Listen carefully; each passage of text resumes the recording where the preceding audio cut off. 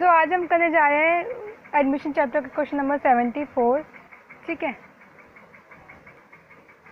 Question में सब कुछ नॉर्मल है, बस ये है कि कुछ एडजस्टमेंट जो है वो हमें बिल्कुल न्यू है। ठीक है, तो हम उसी को स्पेशल करेंगे, बाकी सब तो नॉर्मल है।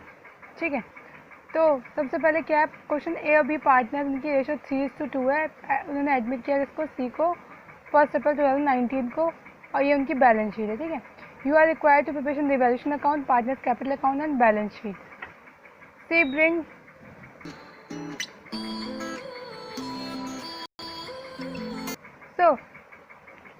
लिखा है कि पहला ये पॉइंट है कि C bring 30,000 as capital for his 1/4 share, मतलब उसका फॉर्म में 1/4 शेयर था, इसलिए वो 30,000 कैपिटल लेके आया। He also bring 10,000 for his share of goodwill, उसके शेयर की गुडविल ले रखी है कि इतनी वो लेकर आया गुडविल। ठीक है, फिर लिखा है पार्ट ऑफ स्टॉक, ये वाली एंट्री नॉर्मल है, इसके बारे में तुम जानते हो। जो बी और सी आगे की है वो टफ है। ठीक है,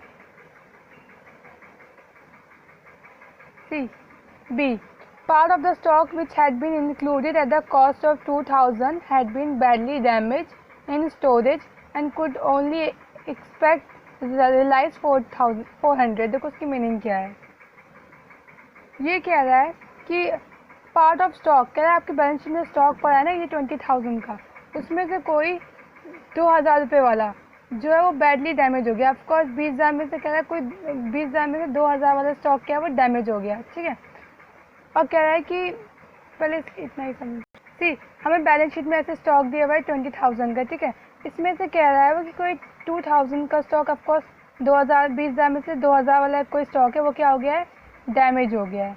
ठीक है, अब मुझे बताओ जब तुम न्यू बैलेंस शीट बनाओगे, ठीक है, तो क्या उसमें 20,000 स्टॉक दिखाओगे? नहीं, अब तुम न्यू बैलेंस शीट में बच्चे 18,000 स्टॉक दिखाओ। क्यों? क्योंकि 20,000 वाला स्टॉक तो कोई जल गया, भूंज गया, मतलब हमारे किसी काम का नहीं रह गया। ठीक है, तो न्यू बैलेंस शीट में कितने का स्टॉक दिखाओगे? 18,000 का। ठीक है, वेरी इंपॉर्टेंट। क्यों? क्योंकि 2,000 का डैमेज हो गया, इसमें साफ लिखा हुआ है, देखो, including cost of 2,000 had been badly damaged. ठीक है, अब आगे कह रहा है कि and could only expect realise 400। कह रहा है ऑफकोर्स बच्चे जब कोई स्टॉक डैमेज हो जाता है तो वो पूरा कबाड़ी में जाता, जब इसको हम बेचने गए, यू कैन से ऑब्सलेट वैल्यू मतलब हम जब इसको कबाड़ी में बेचने गए, ठीक है, तो कबाड़ी ने भी हमें कुछ पैसे दिए। ऑफकोर्स ये पूरा ख़राब तो नहीं हुआ होगा। फॉर एग्जांपल कोई बिजनेस कांच का करता है, उनके लिए स्टॉक हुआ पर थोड़ा बहुत टूट गया, 1-2 बच गया ग्लास, तो वो कबाड़ी को बेच देगा। तो उससे रियलाइज़ का मतलब होता है बच्चे कितने पैसे मिले। ठीक है, कि जब वो 2,000 का कबाड़ जब बेचा तो कितना रियलाइज़ हुआ, उससे कितना पैसा मिला? 400। ठीक है, अब बच्चे कोई तुमसे पूछे कि ये जो 20,000 का स्टॉक है उसमें नुकसान कितना हुआ, तुम बोलोगे, पहले तो बोलते 2,000। ठीक है, 2,000 का हुआ, पर अगर तुम्हें बोला है, लेकिन जब हमने उसे कबाड़ी में बेच दिया तो 400 रुपये मिल तो गए, वो 2,000 के बदले 400 मिल गए ना। तो अब बच्चे हमें जो लॉस हुआ है वो 1,600 को हुआ है। ठीक है, अगर ये 400 ना होते, ठीक है, मतलब उसने कबाड़ी को ना बेचा होता, ठीक है, कुछ भी रियलाइज लाइन ना लिखी होती, तो हम रिवैल्यूएशन अकाउंट में पूरा मतलब रिवैल्यूएशन के डेबिट साइड क्या डालते हैं? 2,000 रुपये डाल देते स्टॉक करके। ठीक है, लेकिन क्योंकि हमें 400 रुपये उससे मिल गए इसलिए हमारा लॉस कम हो गया। अब कितने का हो गया? 1,600 का। लेकिन अगेन जब न्यू बैलेंस शीट लिखोगे उसमें स्टॉक बच्चे 18,000 का ही दिखाओगे, 2,000 का इसलिए बच्चे क्योंकि स्टॉक तो कम हो गया ना। यहाँ लॉस की बात हो रही है, लॉस तो 1,600 का कम हो गया, पर स्टॉक तुमसे कोई पूछे कि स्टॉक क्या 20,000 का है, स्टॉक तो बच्चे 2,000 से ही गायब है, इसलिए न्यू बैलेंस शीट में स्टॉक तुम 18,000 से ही दिखाओगे। ठीक, नेक्स्ट पॉइंट है bank charges had been overlooked and amounted to 200 for 18-19। कह रहा है कि बैंक के चार्ज होते हैं बच्चे, जब भी तुम बैंक अकाउंट या कुछ भी खुलवाओ तो बैंक अपने कुछ चार्जेस काटता है, जैसे आपने कम अमाउंट मिनिमम अमाउंट नहीं रखा है, आप समथिंग कुछ मिस्टेक कर दिया अमाउंट में, तो वो कुछ चार्जेस काटता है, वो उस चार्ज की बात कर रहा है। तो कह रहा है वो ओवरलुक्ड हो गए। वेरी इंपॉर्टेंट बच्चे, ओवरलुक का मतलब होता है इग्नोर कर दिया या भूल गए। ठीक है, क्या 18-19 कोई बैंक चार्ज था, बैंक ने उस टाइम नहीं काटा, या फिर काट भी दिया होगा, तुमने नोट ही नहीं किया, ठीक है, तुमने इग्नोर कर दिया, तो अचानक से क्या आ गया? लॉस, एक्सपेंस का जो खर्चा आ गया, तो ऑफकोर्स ये कहाँ जाएगा? रिवैल्यूएशन में जाएगा। ऑफकोर्स तुमने कोई बैंक चार्ज हमसे पैसा ले गए तो सही, उस टाइम हमें इग्नोर कर दिया, पर आज पता चला था अचानक से क्या हो गया, अनरिकॉर्डेड लॉस कह लो या वो आ गया, तो ये डेबिट साइड जाएगा रिवैल्यूएशन की, है ना। अनरिकॉर्डेड लॉस कह लो या फिर बैंक चार्जेस से लिखोगे, बट अनरिकॉर्डेड क्योंकि अचानक से आ गया, ठीक है। नेक्स्ट है डी। डी क्या है, depreciation on building 3000 had been omitted for 18-19, ठीक है। ये कह रहा है कि डेप्रिसिएशन बिल्डिंग पे लगा 3000 पर उसे लगाना ही भूल गए, ओमिटेड भूल गए, तो जब तब नहीं लगाया तो अब लगाया, तो ऑफकोर्स ये क्या हुआ, अनरिकॉर्डेड था, अचानक से आ गया, तो अगेन ये भी लॉस हुआ, रिवर्शन के डेबिट साइड जाएगा, ठीक है। नेक्स्ट है बच्चे, a credit of goods for 800 had been omitted of both purchase and creditors although the goods had been correctly included in stock. सी बच्चे, हमने 800 रुपये का स्टॉक क्या किया था, परचेज किया था, वहाँ लिखा ना क्रेडिट, यहाँ पे लिखा ना कि क्रेडिट फॉर गुड्स, हमने यानी उधार पे खरीदा था, ठीक है। तो हमें पता है 800 रुपये से कहाँ कहाँ एंट्री होती है, एक तो स्टॉक में और ऑफकोर्स एक परचेज बुक भी बना दी, तुम्हें 11th में याद हो, परचेज में क्योंकि उधार पे खरीदा है, दूसरा अपने क्रेडिटर्स बढ़ाएंगे, ठीक है। ये अगर 800 रुपये का उधार खरीद रहे हो तुम, ठीक है, तो ये स्टॉक बढ़ाओगे 800 रुपये से, ऑफकोर्स क्रेडिटर्स बढ़ाओगे, ऑफकोर्स तो परचेज भी बढ़ दिखाओगे, ठीक है। उसने कहा कि हमने ओमिटेड कर दिया, कहाँ, बोथ परचेज में भी नहीं किया रिकॉर्ड और क्रेडिटर्स में भी नहीं किया, लेकिन करेक्टली रिकॉर्ड स्टॉक में, स्टॉक तो 800 से बढ़ा दिया, ठीक है, लेकिन ना परचेज बढ़ाई 800 से ना क्रेडिटर, देखो यहाँ लिखा हुआ है ना, एक creditor for goods of 800 had been omitted from both, purchase से भी ओमिटेड कर दिया और क्रेडिटर से, although the goods had been correctly included in stock, stock में सही रिकॉर्ड कर दिया 800 का, लेकिन ये इन दो जगह भूल गए, ठीक है। अब भूल गए तो देखो परचेज तो यहाँ पे कोई काम है नहीं हमारे, मतलब रिवॉल्यूशन अकाउंट में कहीं भी, हमारी बात आती है क्रेडिटर्स की, क्रेडिटर्स करना भूल गए तो ऑफकोर्स क्या कर दे, क्रेडिटर को बढ़ा दे, अचानक से हमारे 800 रुपये क्रेडिटर्स आ गए तो ऑफकोर्स क्या होगा, रिवॉल्यूशन के डेबिट साइड, है ना, अचानक से क्रेडिटर आ गए तो लॉस ही तो हुआ, ठीक है। सो लास्ट पॉइंट है कि a charge of 1200 of insurance premium है was debited to profit and loss account 18-19 but 600 is applied for the period of after 31 March. वो कह रहा है 1200 हमने इंश्योरेंस प्रीमियम दिया था, ठीक है, जो कि डेबिट हो गया पीएनएल अकाउंट में, ऑफकोर्स बच्चे तुम 11th में जब पीएनएल अकाउंट बनाते थे, ठीक है, तो कोई भी खर्चा होता था फॉर्म का, तुम क्या करते थे, इसकी डेबिट साइड लिख देते थे, यहाँ पे इंश्योरेंस प्रीमियम और डेबिट साइड जो भी है 1200, ठीक है। लेकिन ये खर्चा कह रहा है 1200 आपने जो दिया वो ठीक है, लेकिन उस 1200 में, ठीक है, 600 रुपये जो था बच्चे वो अगले साल के लिए था, लिखा है ना, applied of period of after 31, मतलब 31 मार्च 19 के बाद के लिए पेमेंट की, देखो ऐसे। सी बच्चे, ये हमारा कैलेंडर ईयर 18-19, ठीक है, अगर तुम कोई चीज़ पेमेंट यहाँ तक के लिए करते हो तो वो पीएनएल अकाउंट में आता है, मतलब फॉर्म का खर्चा हो तो वो पीएनएल अकाउंट में जाता है, ठीक है, तो वो एक्सपेंस वहाँ जाता है, ठीक है। लेकिन अगर इसी टाइम में रहते हुए किसी आगे टाइम की पेमेंट करते हैं तो बच्चे वो क्या माना जाता है, एडवांस, ठीक है, वो असेट्स मानी जाती है, प्रीपेड प्री मतलब पहले पेमेंट कर दी हो, ठीक है, इस टाइम में रह के आगे वाले टाइम की पेमेंट कर दो, तो यही तो किया है। वो कह रहा है आपने 1200 इस महीने पेमेंट करी है, ठीक है, इसी टाइम में पीरियड के, लेकिन उसमें से 600 रुपये आगे वाले का है, ठीक है, 600 रुपये आगे वाले का, यानी इस पीरियड का सिर्फ कितना रहा होगा, 800, 600 बचे 600, ठीक है, इसका मतलब 600 रुपये इस पीरियड की थी और 600 रुपये से हमें इस पीरियड से कोई मतलब नहीं, हमें सिर्फ इससे मतलब है, ठीक है। तो बस इतना समझ जाओ कि इस पीरियड में रहते हुए अगर किसी अगले पीरियड का पेमेंट कर दे तो वो बच्चे, अगर इसी की बात, अगर इसकी यहाँ पेमेंट हुई है, ठीक है, तो वो एक्सपेंस कहलाता है, पर यहाँ रह के आगे वाली पेमेंट करो तो क्या हो जाती है, वो असेट्स बन जाती है, असेट्स, ठीक है। और कौन सी असेट्स बनती है, प्रीपेड। तो वही तो उसने कहा कि आपने जो पेमेंट 18-19 में करी है, ठीक है, 1200, उसमें 600 रुपये उसी में, 600 रुपये आगे 31 मार्च के बाद वाली पेमेंट है, मतलब इस टाइप के बाद वाली, इस टाइम हमने यहाँ की पेमेंट कर दी, तो ऑफकोर्स वो क्या हो गई, प्रीपेड एक्सपेंसेस, ठीक है, 600 रुपये प्रीपेड इंश्योरेंस प्रीमियम, ठीक है, तो हमारी असेट्स बन गई थी, यानी अचानक से हमें क्या मिल गई, असेट्स कितने की, 600 रुपये की, ठीक। तो हम इसका रिवॉल्यूशन अकाउंट बनाते हैं, ठीक है। सबसे पहले डालेंगे हम स्टॉक, ठीक है, स्टॉक जो कि लॉस में 2000 का हुआ था, बट हमें उसमें 400 रुपये मिल गए, तो अब स्टॉक का लॉस कितना बचा, 1600, ठीक है, तो यहाँ लिखोगे तुम स्टॉक 1600, ठीक है। नेक्स्ट है कि बैंक चार्जेस हैज़ बीन, हमें बैंक चार्जेस इग्नोर कर दिया था, पर अब आप रिकॉर्ड कर लेते ना, तो लॉस ही तो हुआ, बैंक चार्जेस पहले इग्नोर किया, अचानक से दिख गया तो लॉस 200 रुपये का, ठीक है। नेक्स्ट है डेप्रिसिएशन। ऑफकोर्स डेप्रिसिएशन भूल गए थे तो अब लगा दे रहे हैं डेप्रिसिएशन 3000 का, ठीक है। फिर न्यू जो तुम बनाओगे मतलब बैलेंस शीट, तुम डेप्रिसिएशन घटा के लिखोगे, ठीक है।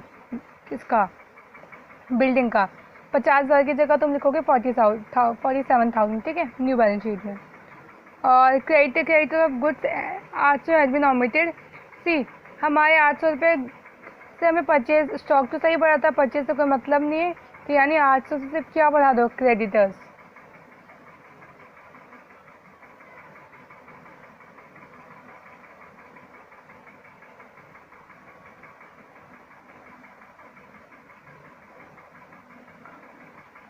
और हमारे पास क्या आ गया, और हमने अचानक से हमारे पास क्या आ गई, 600 रुपये की प्रीपेड इंश्योरेंस प्रीमियम।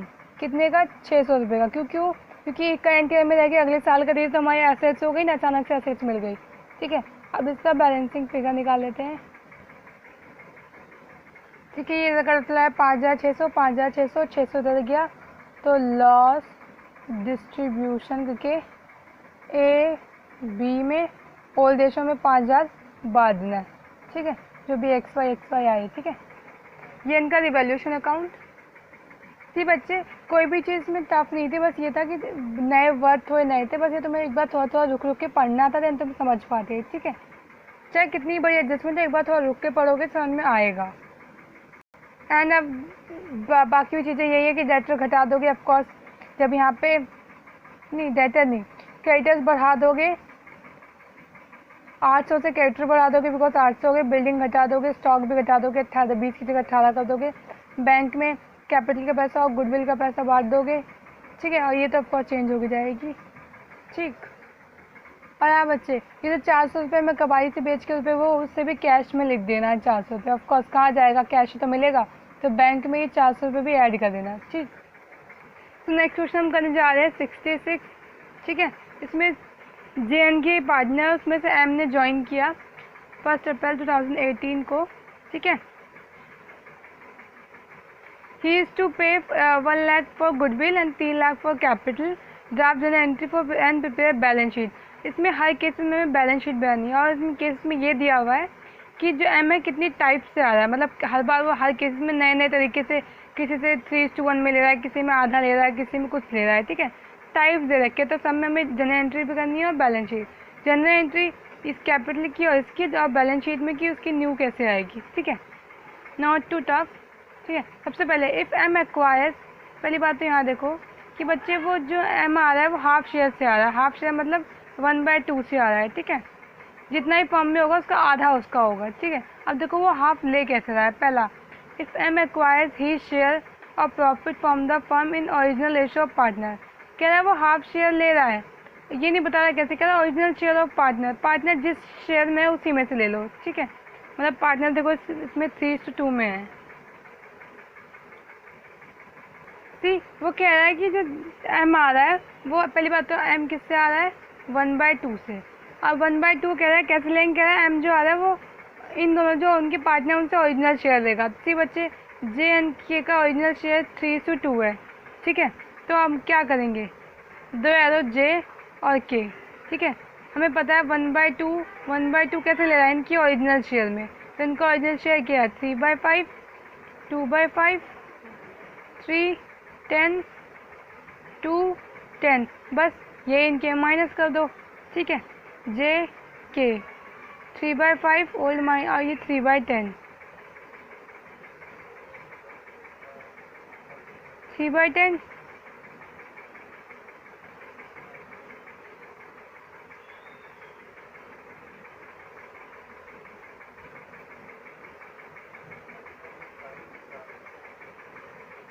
ठीक है। ये इनकी न्यू रेशियो आ गई कितनी, 3:2। सी M का क्या था, 1/2, और बेस सबका बेस इक्वल करना है ना, तो यहाँ पे 5 की मल्टीप्लाई, वही 5 की मल्टीप्लाई, तो 5/10, ठीक है। इनकी न्यू रेशियो क्या हो गई, 3:5, ठीक है। अब इनका कैपिटल अकाउंट बनाएंगे, देखो मेन बात है कैपिटल अकाउंट की, बैलेंस शीट में तुम्हें कैपिटल अकाउंट तो दिखाना है। सी अब इन्हें कैपिटल लाते हैं बाय बैलेंस BD।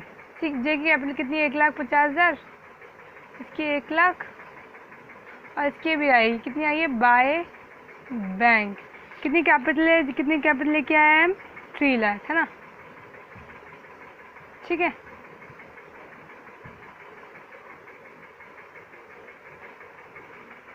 और फिर हम जनरल रिजर्व बात लेते हैं, फिर गुडविल बांटेंगे। बाय जनरल रिजर्व, देखो बैलेंस शीट में जनरल रिजर्व भी है जो कि 1 लाख का है, वो 1 लाख का ओल्ड पार्टनर में बांटो। ओल्ड पार्टनर की ओल्ड रेशो क्या है 3:2, तो इसको मिलेगा 60,000, इसको मिलेगा 40,000। ठीक है, जनरल रिजर्व। अब बात आई गुडविल की। हमें पता है गुडविल हमेशा सेक्रीफाइसिंग रेशो में बढ़ती है। ठीक है, इसी बच्चे वैसे हम गुडविल निकालने की सेक्रीफाइसिंग रेशो निकालते तो ओल्ड माइनस न्यू करेंगे। तो यहाँ ओल्ड माइनस न्यू करने की ज़रूरत ही नहीं है, क्योंकि देखो जो यहाँ पे देखो तो फॉर्मूले में करा क्या है, ये ओल्ड है, ये जो हम निकल के आता ना यहाँ पे एरो निकाल के आते हैं, ये रेशो हमारी सेक्रीफाइसिंग रेशो होती है। ठीक है, तो यहाँ पे सेक्रीफाइसिंग रेशो कितनी है 3:2। ठीक है, गुडविल 3:2 में बटेगी। जो यहाँ पे एरो के फाइनल तुम इक्वल करके लिखते हो, ये हमारी सेक्रीफाइसिंग रेशो होती है, और दोनों ही का सेक्रीफाइस करने से रेशो बन सकती है 3:2। यहाँ कोई गेन कर रहा होता है तो फिर रेशो नहीं बनती। ठीक है, 3:2 रेशो क्या है हमारी सेक्रीफाइसिंग रेशो। तो इसकी गुडविल कितनी है इसके हिस्से की, देखो ही टू पे 1 लाख उसकी शेयर की गुडविल है, तो इसमें कुछ करने की जरूरत नहीं है। 1 लाख को 3:2 में बांट दो। ठीक है, जे का रेशो 3:2, 60,000, और के को कितना मिलेगा 1 लाख में 2/5, 40,000 रुपये। ठीक है, यहाँ लिखूँगे बाय प्रीमियम फॉर गुडविल। बच्चे कैश लेके आए इसलिए यहाँ प्रीमियम फॉर गुडविल, कैपिटल लेके आए तो यहाँ कैपिटल लिखते हैं, पर वहाँ कहीं लिखा नहीं है तो साइलेंट में बचा वो कैश ही लेके आ होता है। तो इसको मिलेगा 60, इसको मिलेगा 40। ठीक है ना, आप कुछ नहीं बस सीधी निकाल दो।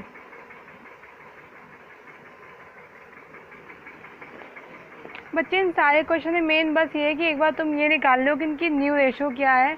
ठीक है, या सेक्रीफाइसिंग रेशो क्या है, क्योंकि सिर्फ गुडविल का पंगा है, बाकी जनरल रिजर्व तो ओल्ड में बढ़ता है। बस पंगा इस चीज़ का है कि तुम ओल्ड या न्यू रेशो निकाल लो। ठीक है, बच्चे नेक्स्ट हमारा क्या रहा है कि जो बी है, ठीक है, वो जो एम है, एम जो है वो कैसे ले रहा है share, profit from equal proportion from original partner. Original partner देखो यहाँ पे एक वर्ड था ओरिजिनल रेशो और यहाँ वर्ड है ओरिजिनल पार्टनर। ठीक है, तो इन दोनों की मीनिंग तो ध्यान समझो, ये सेम नहीं है, अलग अलग है। ये कह रहा है ओरिजिनल पार्टनर, ओरिजिनल पार्टनर कौन है जे और के, उनसे कैसे लेना है ईच इक्वल प्रपोर्शन, मतलब आधे का आधा जे से लो, आधे का आधा के से लो। जैसे तुम कोई बोले कि 30% से आए हो, ठीक है, तो आधा किससे लोगे, इससे इससे इससे। ठीक है, फिर अब देखो कैसे करते हैं।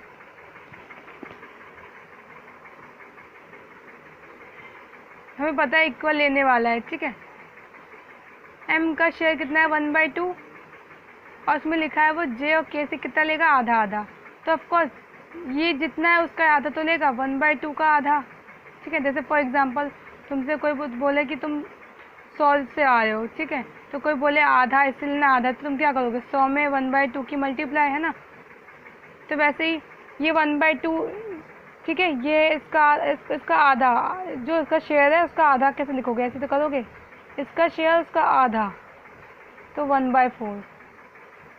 देखो यहाँ 1/4 कैसे आया, पहली बात ये उसका शेयर है। ठीक है, हमने कहा इसके शेयर का आधा वो इससे ले रहा है जैसे, तो उसका आधा ऐसे तो करोगे 1/2 से मल्टीप्लाई। ठीक है, सेम उसके शेयर का आधा, आधा करने के लिए 1/2 कंफ्यूज मत होना, ये उसका शेयर है और हमने आधा करने के लिए 1/2 से मल्टीप्लाई किया। ठीक है, तो यानी वो इसका ले रहा है।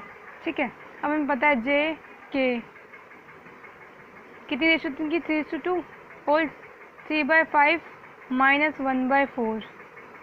अब बच्चे यही सेक्रीफाइसिंग रेशो 1:1।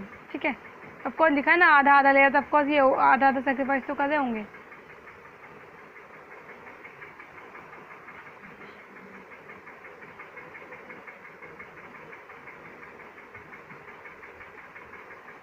ठीक है, 5 होगा एलसीएम 20 एंड देन 12 माइनस 5 ये। ठीक है, 2/5 माइनस 1/4 एलसीएम 20, 8, 5, 3/20। ठीक है, और एम कितने से आया था 1/2 से, और बेस इक्वल करने के लिए 10 की मल्टीप्लाई ऊपर, तो यह है 10/20। ठीक है, और कोई तुमसे पूछे न्यू रेशो क्या है, तुम बोलोगे 7:3:10, ठीक है, ये इनकी न्यू रेशो है। और सेक्रीफाइसिंग रेशो बच्चे इक्वल ही, क्योंकि उसने बोला ना आधा इससे लेगा आधा इससे तक को इक्वल सेक्रीफाइस तो कर रहे हैं। देखो 1:1, ठीक है, यानी गुडविल जो 1 लाख की है वो 50 उसको मिलेगी, 50 उसको, ठीक है। बस यही है, इसमें गुडविल बांटने के बाद कैपिटल अकाउंट सेम है, तो हमें सबके कैपिटल अकाउंट बनाना है, देन सबकी बैलेंस शीट बनानी है, ठीक। फिर लास्ट कह रहा है एम जो है वो कैसे लेगा थर्ड केस में। एम जो है वो ओरिजिनल पार्टनर से इस रेशो में लेगा 3:1 में, ठीक है। सी ये एम, इसका शेयर कितना है 1/2। जे और के से कैसे लेगा, पहली बात तो अपने ही शेयर को कैसे लेगा, ये क्या है 3:1 में लेगा, ठीक है। तो 3/4 1/4,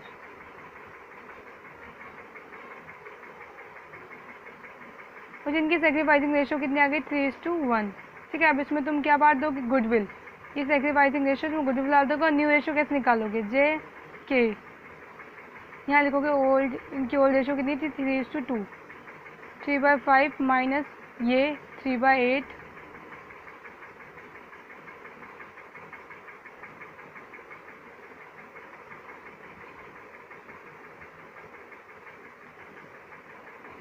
टू बाई 5 माइनस ये 1/8,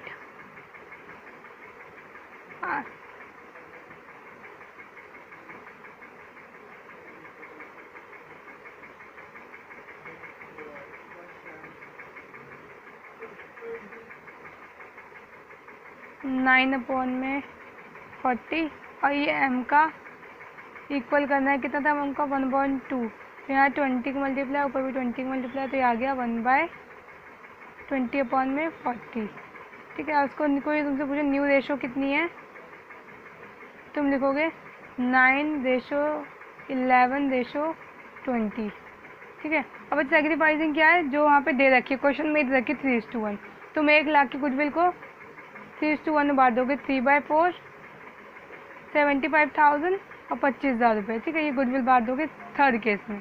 बाकी जनरल सब सेम बांटना है, कैपिटल अकाउंट बनाना है, बैलेंस शीट बनानी है, दैट्स इट।